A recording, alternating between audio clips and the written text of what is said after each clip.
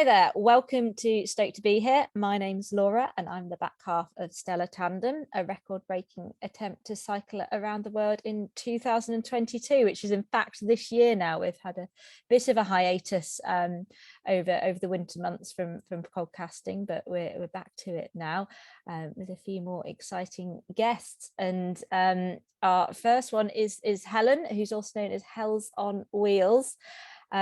Who describes herself as a full-time hobo since 2017, who's been cycling, well, all sorts of fascinating places, and I've managed just to catch her as she's just, I believe, switching her passport over in the UK. So welcome, Hels. How are you doing? Yeah, good. Thank you. Thanks so much for having me. No, as I say, I'm pleased to catch you. So what is you having to get a new passport at the moment between trips? Is that the kind of stopping point, as it were? Yeah, it's been really nice to come home, but it was sort of initiated by the fact that I got robbed in Greece last year and I lost both my passports. The British one was really easy to replace on the road, but the Australian one takes a bit more effort. So that kind of triggered, I think I was thinking about coming home for Christmas, but that definitely triggered, okay, I'll definitely come home and sort this thing out from the UK. So yeah, glad to be here. Strange reason to be here, but happy to be back fixing up passport. I think it's a valid reason, and we might come on to it a bit, but I believe your Australian passport will get you access to some places that UK ones weren't, so I'm sure it's worth the effort. Yeah. So I'll go right back to the beginning if you don't mind. Have you always been an avid cyclist? Was it, have you always been sporty growing up, or how has this all come about, as it were? No, not even a little bit. I do remember, I think my dad teaching me to ride a bike, and then one year when I'd grown out of my child-sized bike, I was offered, as a teenager, I think my parents offered to spend a bit more on me that Christmas and buy me like a teenager-sized bike. And I said, no, I don't want a bicycle. I would like a stereo, please. So I was, absolutely not sporty or cycly growing up. Not until my 30s, really, that I started running and cycling. Yeah, and it's interesting because it's quite similar to me. I didn't have a sporty background at school. I hated sports lessons, and came to it a bit Awful. later on. So what was the trigger for you? What was the turning point to make you get into cycling, I suppose, in particular? It's a little bit involved, but the short version is I've been living in Australia for a few years. And my normal habit was to work for a couple of years and then go traveling for a year and then work for a couple of years. But while I was living in Australia, I was applying for my citizenship, and I'd already spent a year in South America in the previous 4 years. And so I wasn't able to take any more time outside of Australia while still being eligible for an Australian passport. So I'd been working for a couple of years, but I was ready to stop working and start traveling some more, but I was sort of stuck in Australia by choice. And I'd already campervanned around Australia, and I'd already sort of backpacked around Australia. So I began to wonder, there was parts that I couldn't visit in the campervan that were like too much for the old Tarago to handle. And I had on my bucket, I have a kind of a literal bucket list on my phone of items, and right next to each other was to do a long distance bike trip, and right next to it was to go and see outback Australia, the places that the campervan hadn't gone. And so I began to wonder how I could accomplish that as a means to go traveling while still being in Australia. And a 4-wheel drive was kind of out of the question. I just didn't have the resources for that. And so I began wondering if you could cycle around Australia and through the deserts, and I started looking into it and found that you can. I was so ignorant about cycling back then, but I had to Google it to see if it was even possible. And I found a really, really nice website. I think it's called Cycle Trails Australia, and it has loads of incredible multi-week outback desert rides across Australia. It's a really, really useful resource. So that's how I came to be cycling. That's how I came to be a bike tourer. I don't know if I thought I would make it my entire life, but that's how I got started in bike touring. Oh wow! So that was your kind of first big trip, was around these trails in Australia, was it? And was that kind of, did you get fully into it? Were you straight into camping and multi-day tours, or did you start smaller?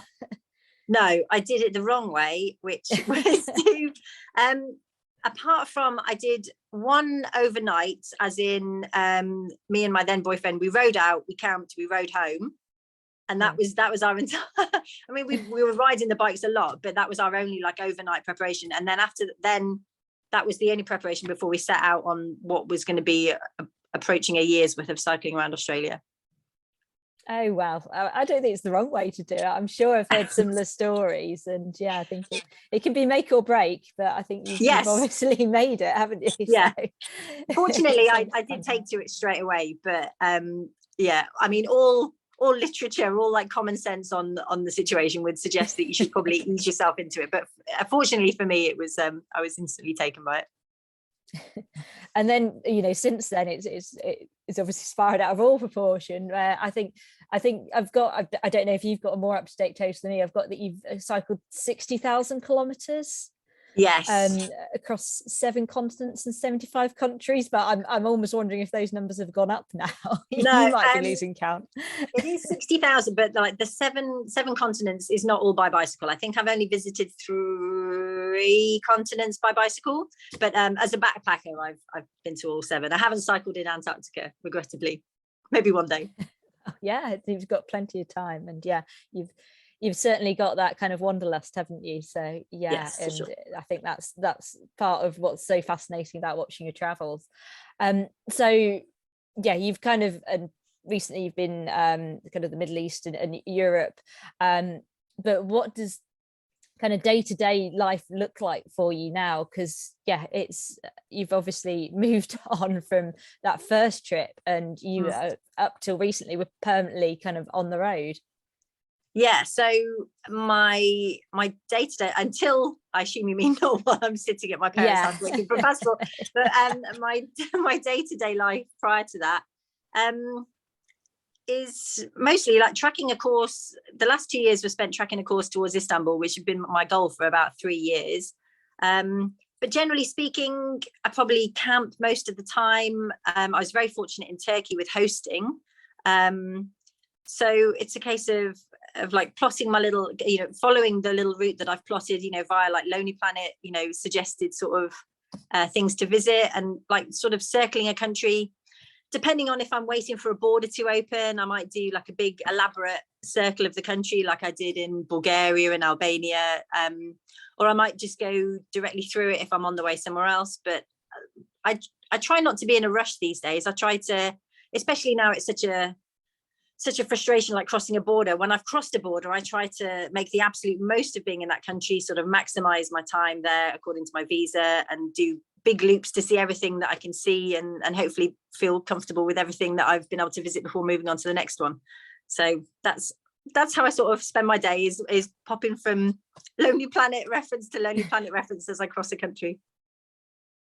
Yeah, and is that all kind of quite organic? Is that kind of literally you pick some ride to it, or do you use any kind of planning, anything more involved? Because it's really interesting to see you take in so much of the culture, which is something I'm acutely aware that we won't have any time to do. You see so many interesting monuments, parks, and bits and pieces. Is it literally just picking off those, and are you purposely trying to factor those in then?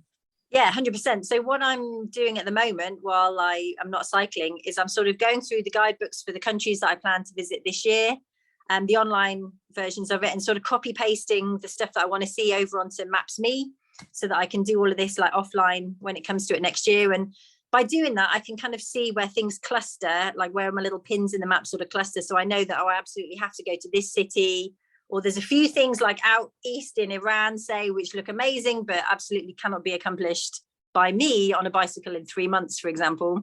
So I have to it's like a heat map. I can kind of see where all the pins are and sort of pick my route through the country according to where I want to visit and according to how many days I can spend in the country.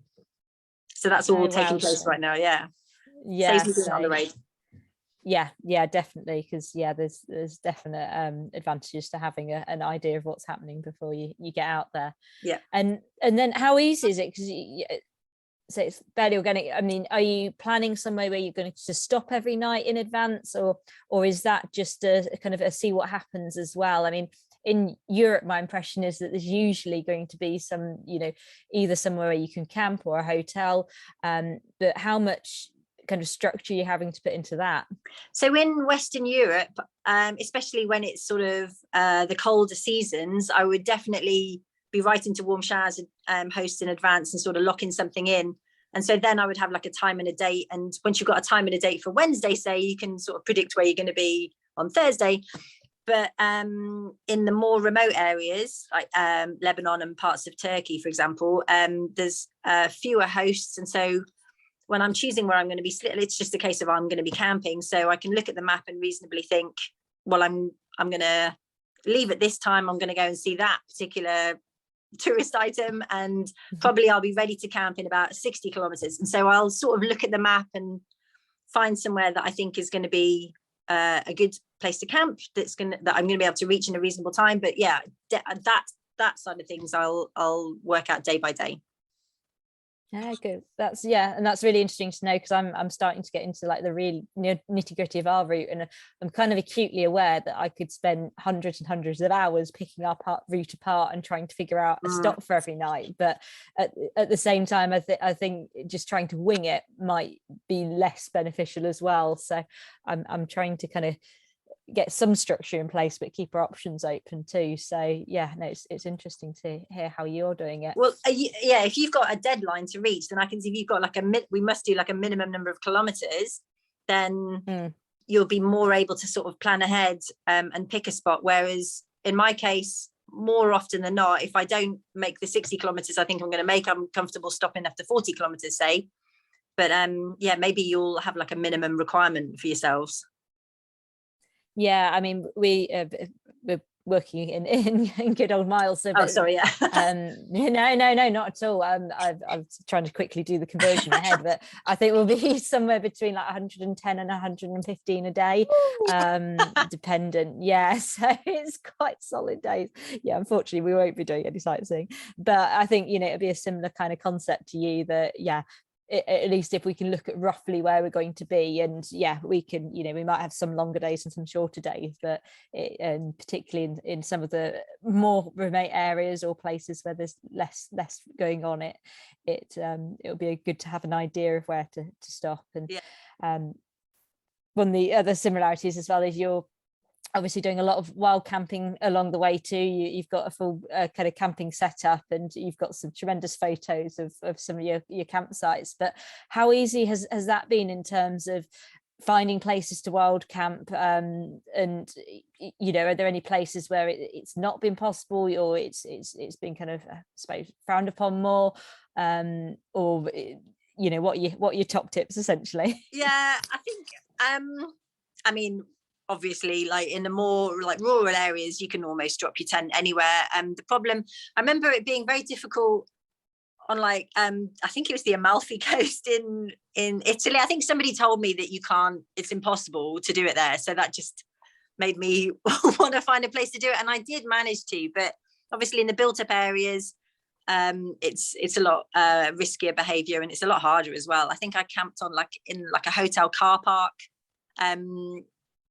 And the security guard came out and was very kind to me. He told me that I needed to, I could still camp in this car park, but I just needed to move out of the way. So yeah, I wouldn't recommend doing that again. But yeah, I mean, but again, by looking at the map, you can kind of see, if you're just looking at a big empty stretch of beach, for 100 kilometers, then really you don't need to put any further research into where you're going to camp that night. But otherwise, I'll always try and get on the other side of a town, make sure I'm between towns in a quieter area, and hopefully where nobody knows that I'm there. But that's not always possible. No, certainly, and there's a fine art to it, isn't there?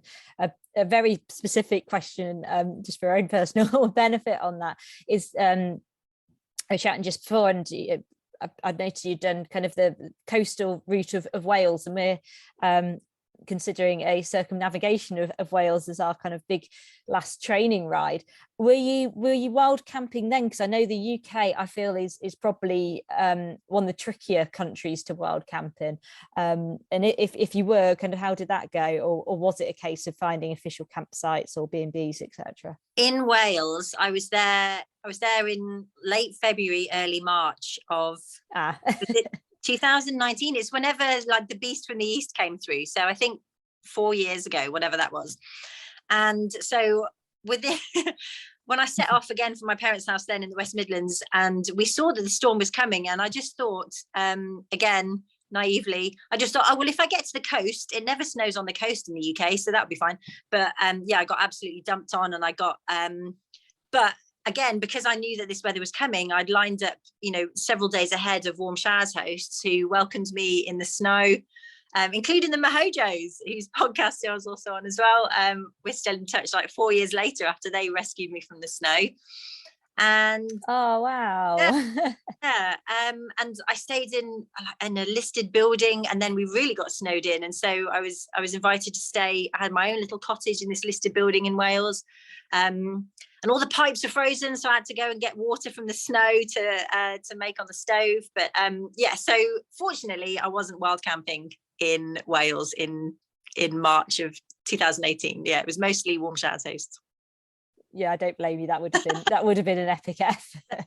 Absolutely. We should be going in April, but given the conditions last April, I think yeah, that could be a brave move even still.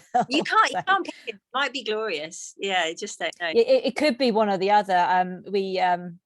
We did a longish ride last May where we got hailed and snowed on, so I'm reserving judgment on the weather till nearer the time. Yeah. But it could be glorious sunshine. You're quite right. You never know. and then most places you seem to be fairly kind of well supplied, and you're obviously going past tourist places, towns that there's facilities. But are you ever having to plan where you're picking up provisions, even just water or food along the route? And have you had situations where you're down to your last pack of noodles and things like that? Or have you kind of managed to stay close enough that you've always managed to kind of find somewhere to pick up food? It has begun to catch me out as I've moved east through Europe. In Western Europe, yeah, I mean, every few kilometers you've got another little village or a town or whatever. I was caught out, I remember, in Macedonia at the start of last year, because I was having to zoom across the country. Back in this period, there's only one PCR testing place in the country, if you can believe that. So I had to cross the country to get a PCR test and then cross back to go to the border. So obviously there was a bit of a time frame involved in doing that. So I was on the highways to keep it quick and simple. And I completely overlooked the fact that there's no, there isn't a little village every 20 kilometers when you're on a highway. So I did find myself without food and water that day. But otherwise, I think really just if I'm on a highway for whatever reason, is the only time that I've been left a little bit, hungry or thirsty. But I will need to start paying more attention to that, once I start, or as I continue to ride in more remote places. Obviously I have done it before, so I know what's involved, in Australia, but I need to get back into that routine again as I go further east.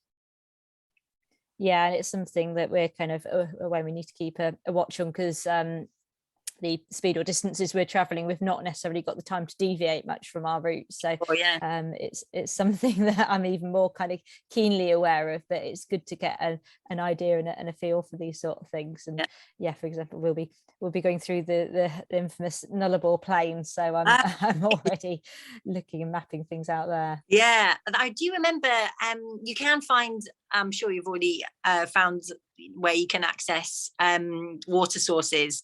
Certainly I found some online resources for finding water on the Tanami track, and probably the same thing exists apart from like petrol stations. If there's the big water tanks, and they'll be marked on the map, so you can work out how many 100 kilometers or miles you have to go. But yeah, that would be great fun on the Nullarbor. You'll be going east to west or west to east? We're going west to east, so yeah, Perth to Brisbane. Yeah. Hey, amazing.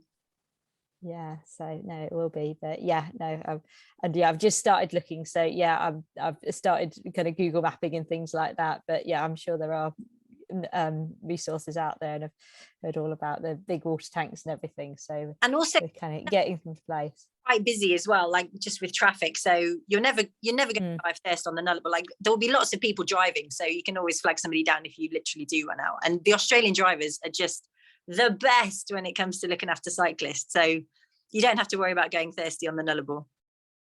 Oh, that's good to know. Yeah, no, that's fab. Good on. And then, do you have any kind of favorite cuisine or snacks on the road? So I think you do a little bit of kind of cooking yourself and things like that. What's kind of your favorite things to pick up? I don't cook anything. I'm so lazy. I mean, yeah, I just use my stove for coffee really. But in the Balkans, I was eating a burek a day easily, comfortably. Oh wow. Oh, so good. I miss it so much.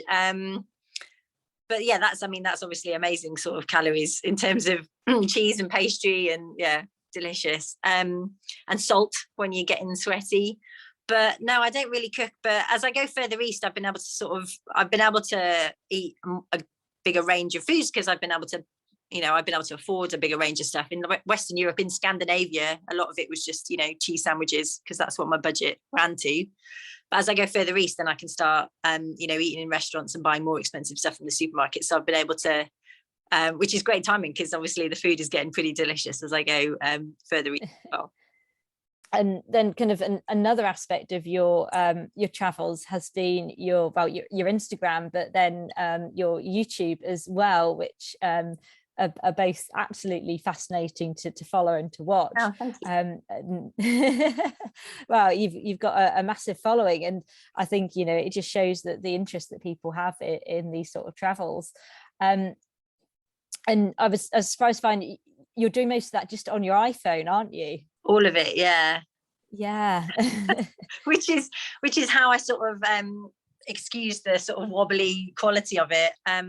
Yeah, it's all on the iPhone. I think I am saving up for a GoPro, because there's a lot of times where I'd like to sort of film something that I'm having to do two-handed, for example, and I wish I could have a camera strapped to my forehead or whatever.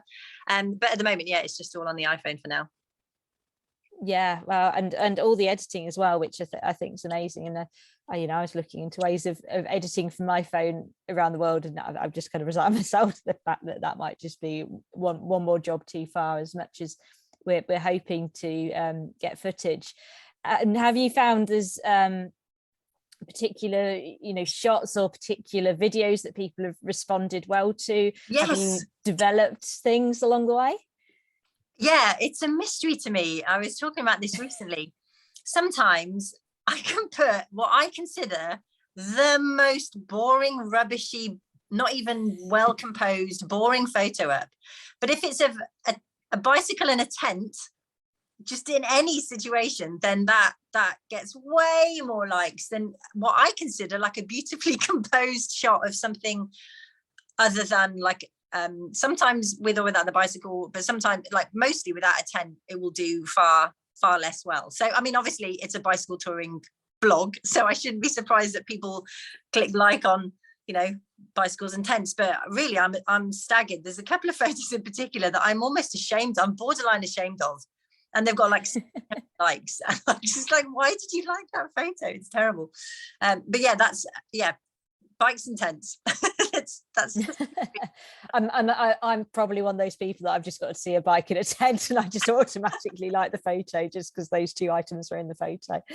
Yeah, and it's great to see, and it's it's quite inspiring. I think a prompt for us as well to try and capture as much of our travels too, because I think people love living like vicarious life through the photos and through the YouTube and everything as well. Yeah.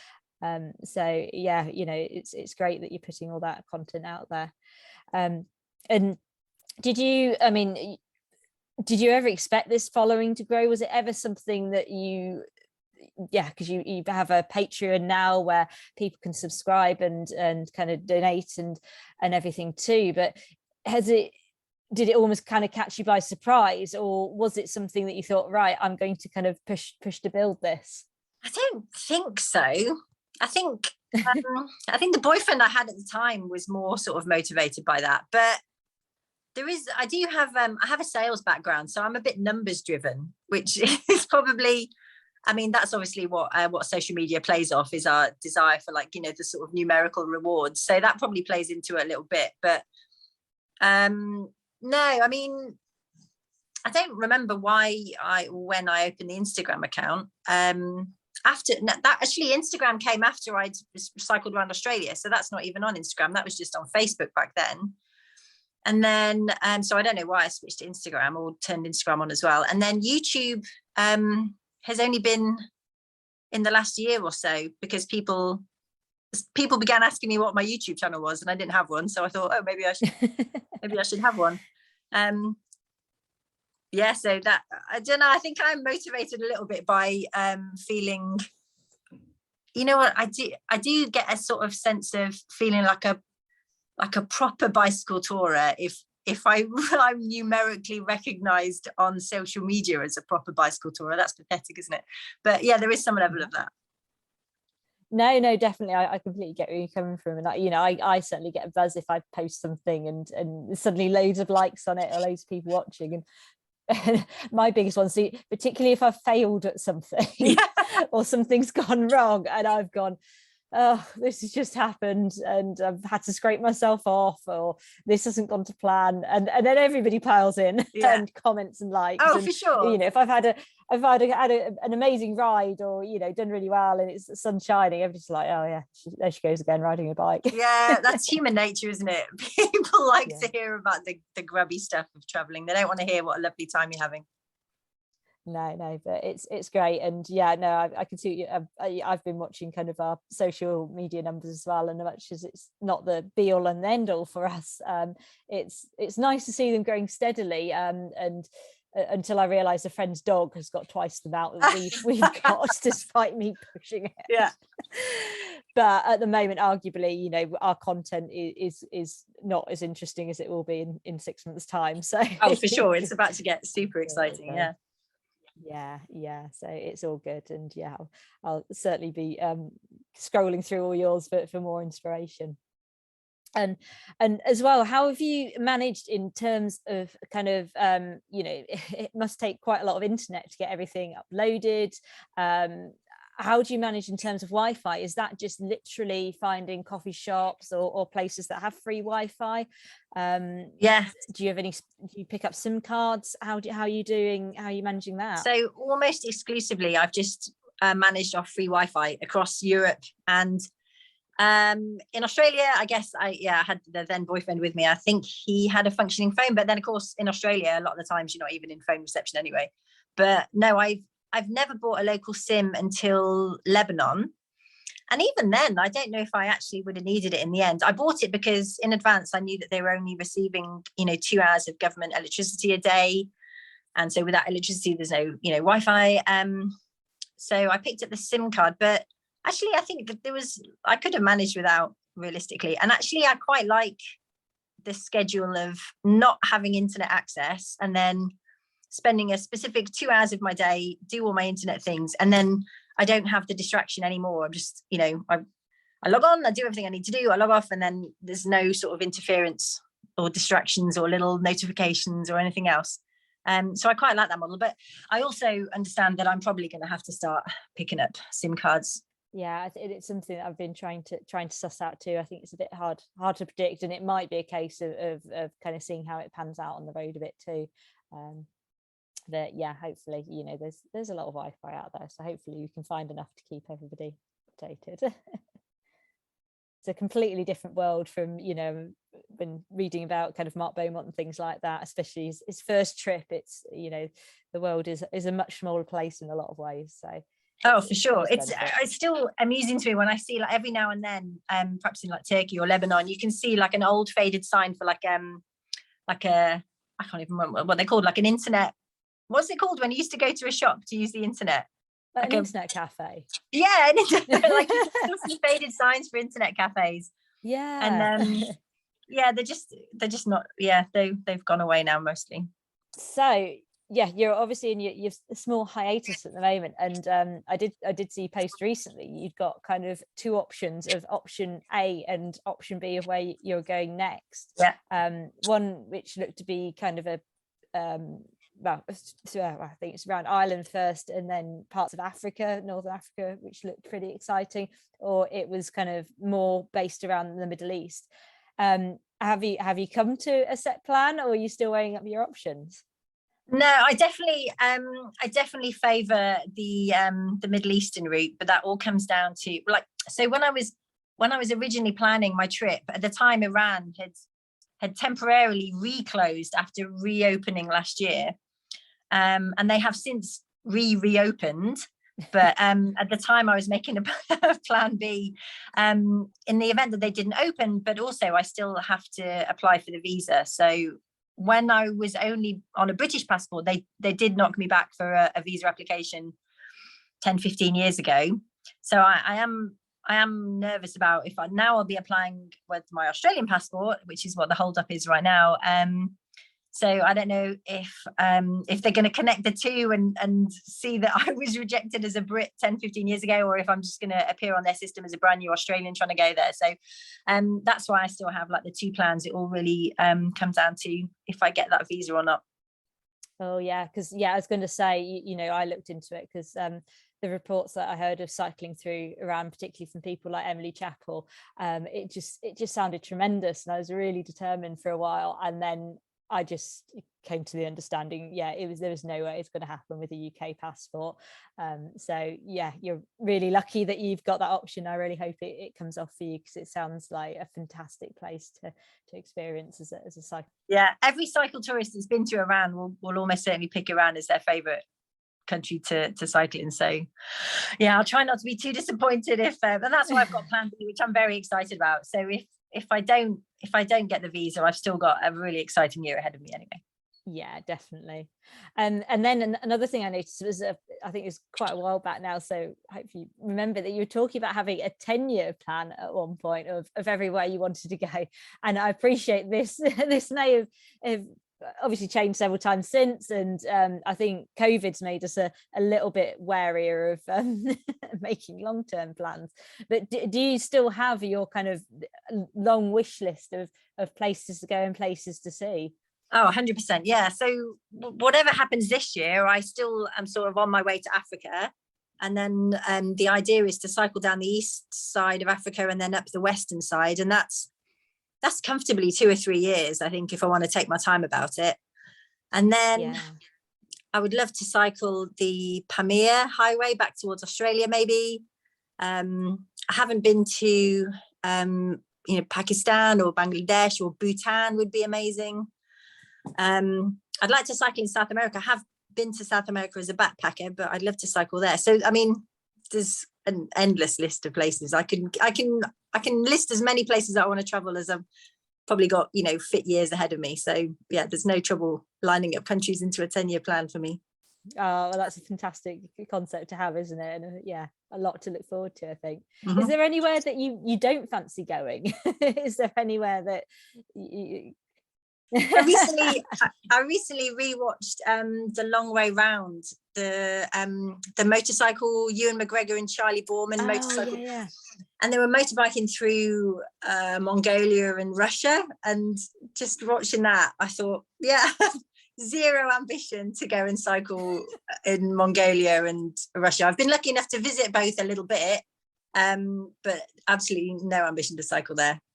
Too much bad weather and awful roads for my liking.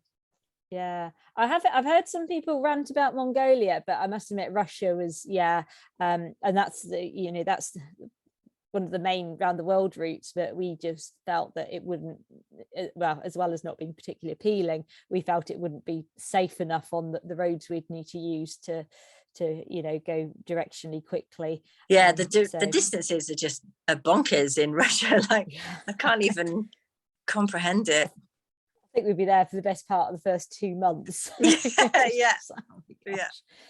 So yeah, we've taken a slightly more convoluted route, but we'll see. It's still all a bit up in the air as yet, as is everything.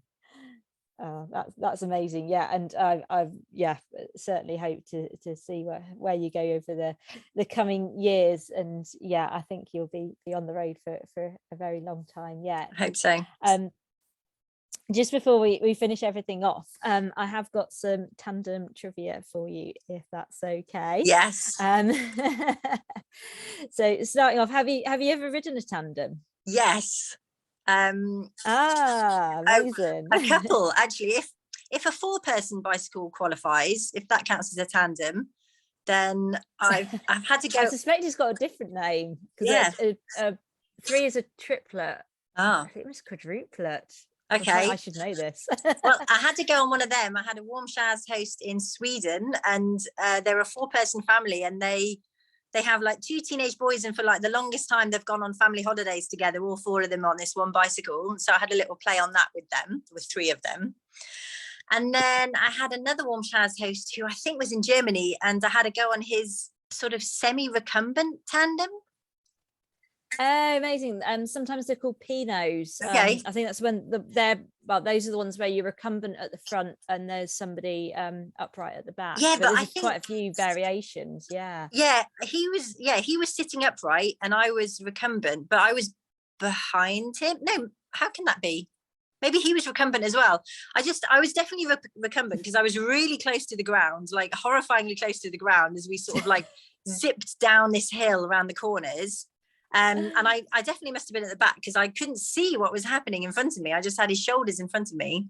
So perhaps he was recumbent too.